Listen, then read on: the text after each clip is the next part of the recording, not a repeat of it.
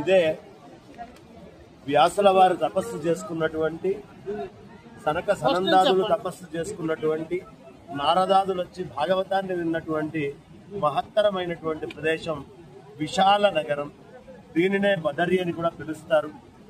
విష్ణుమూర్తి పరమేశ్వరుణ్ణి నాయన నాకు ఉండడానికి కొంచెం చోటు ఇవ్వు అంటే ఈ ఉన్న హిమాలయాల్లో ఈ విశాల నగరాన్ని విష్ణుమూర్తి ఉండడం కోసం నివాసంగా పరమేశ్వరుడు ఇచ్చాడు.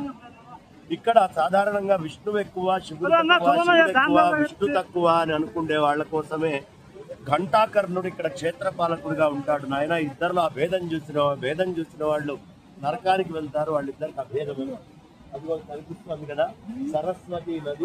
ఆ సరస్వతి నది ప్రవాహాన్ని మనం ఇక్కడ మాత్రమే చూడగలం.